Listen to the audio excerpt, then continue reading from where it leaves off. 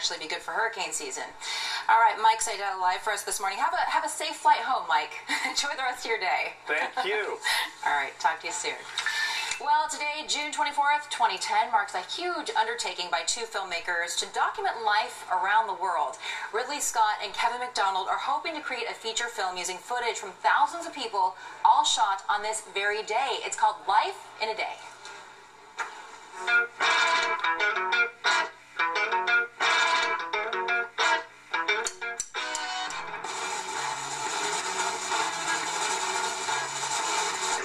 Time capsule which people in the future, maybe in 20, 30, 40, 50, 100, 200 years, could look at that and say, oh my God, that's what it was like.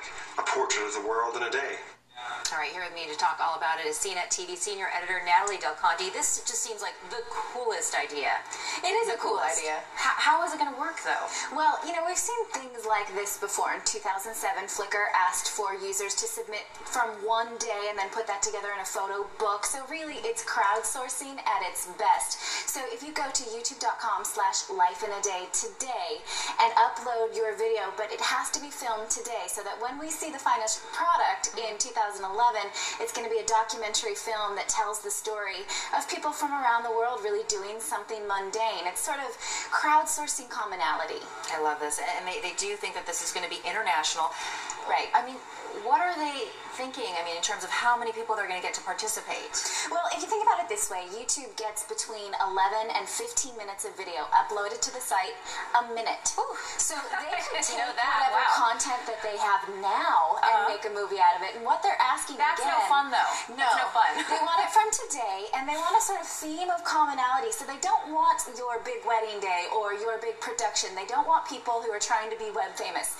They want your morning cup of coffee. They want your lunch. They want your baby's first steps or birth, which I'll be glad to tell you that I'm not going to submit for, even though I am 9 months pregnant. Oh, and you look great, by the way. Thanks. And I love this dress. So how do they go about getting the word out? So YouTube just has millions and millions of viewers, so they've been promoting it on YouTube. These are big-name Hollywood directors, so that's been another thing. And then you and I are covering it on our various networks, so that's helpful. But it's just going to be a big promotion. You have all day to film, but then you have until the end of July to upload your film. So, you know, if you want to tweak it a little, that's fine. Oh, wait, whoa, stop. You have until the end of July to upload your...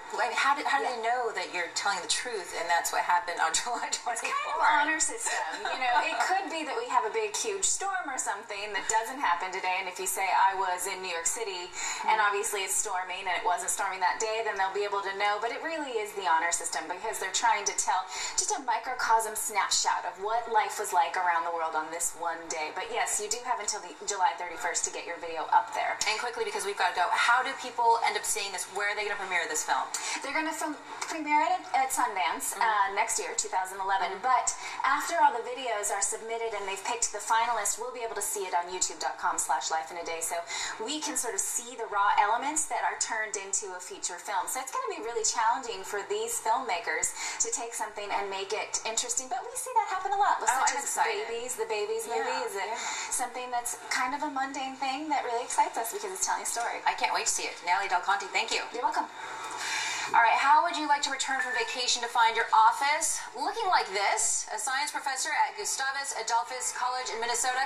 He left for a week's vacation, and then when he returned, check this out. His office looked like this. It was shiny, I guess you could call it. Super shiny. Students covered computers, the ceiling, pens, books, even the coffee maker with aluminum foil. And Professor Scott Burr says it's actually something of a tradition. He says every time he comes back from a trip, someone has messed with his office. And the last time it happened, Burr says his office was decorated for a fairy princess. So I think this is actually a lot better. And just in case you're wondering, this prank required 10 200-foot rolls of foil. Nice.